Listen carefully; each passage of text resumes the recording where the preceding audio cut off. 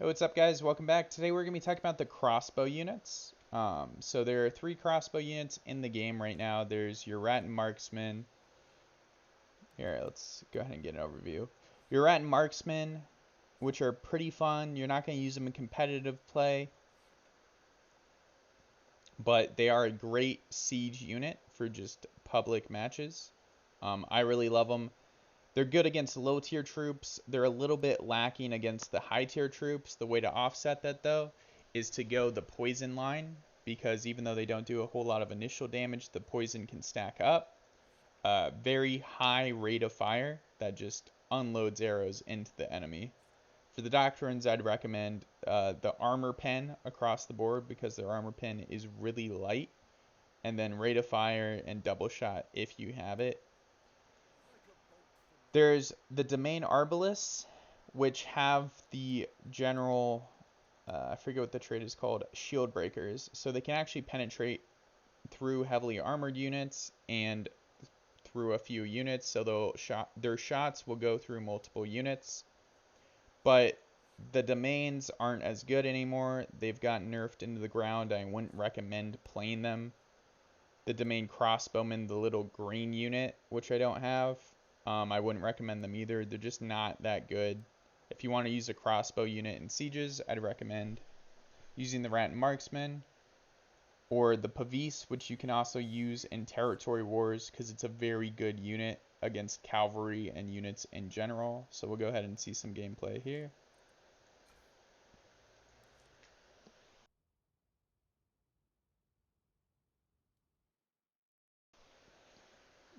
So one of the most important doctrines that you can try and get for Pavise is the double shot. And then I just put damage on them and rate of fire. You don't really need a lot of armor pen. They have as much penetration as a gun unit. And the accuracy isn't necessary either, because they are extremely accurate. So I'd recommend just going full damage and double shot.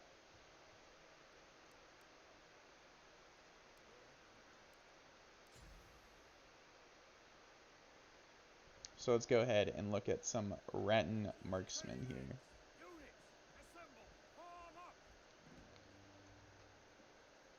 So I'd recommend using the F2 formation if you're trying to get DPS. If they're getting hit by arrows, go ahead and use the F1. Again, they have rat armor, so their piercing defense is pretty high. As you can see here, they're unloading lots of arrows on these low tier troops. And because these low tier troops don't have a whole lot of defenses, you're seeing about 900 damage ticks, 800, something like that. So they're extremely good at suppressive fire, and I mean, it's just fun to watch that happen.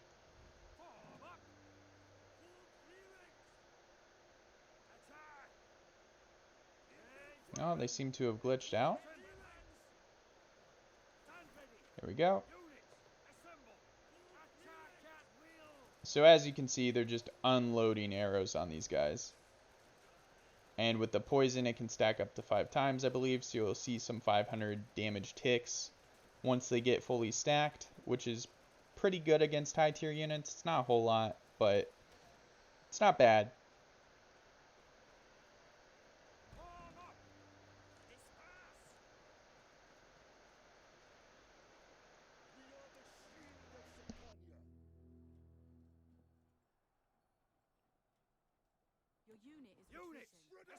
So let's talk about the Pavise.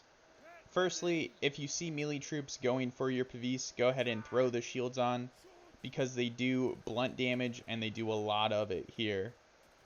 So some of my units are getting hit by melee. They're bouncing them off with the shields. It'll knock the unit or hero back. And then, of course, the units in the back will shoot. So if you're getting hit by arrows, it's really good to put the shields on to block. Or if melee's coming up to them, just slap that shield on. You do less damage with the shield, which is something to keep in mind. But the F1 formation with their shields, and you can jank it in certain places. Like here, let me kill this unit, and we'll go into that.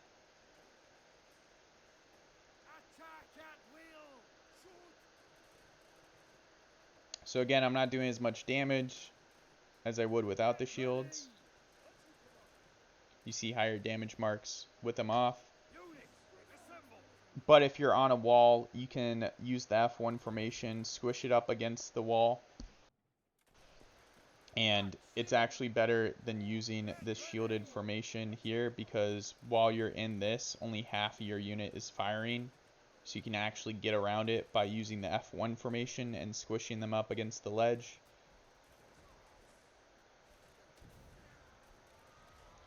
These are a really good direct fire unit because, unlike guns, they don't take penalties depending on the weather. So guns won't be effective in the rain or as effective. Some of the higher tier ones have nodes in their veterancy tree to get around it, but again, it's still not as effective as when it's not raining. Nah, forget it here. There we go. Now, when you're trying to use them for DPS against a ranged unit, so place them behind all your melee, and I would put them in line formation just because their AI seems to focus fire a little bit better. So I'd recommend with their shields off in this line formation pointed towards the enemy. Their range is about the same as a musket unit, so it's 60 to 70. Their ammo supply is really good. You don't have to worry about resupplying them a whole lot, and they do lots of damage. I would go top line in their veterancy because of the stun when Bat 10 bolts.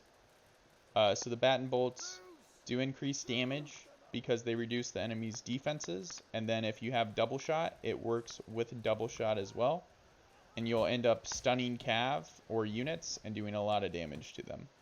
But again, they're just going to get killed here or take some damage because I don't have any melee in front. So you really want to place these guys behind your melee troops or in a position to where they're not going to get hit a whole lot.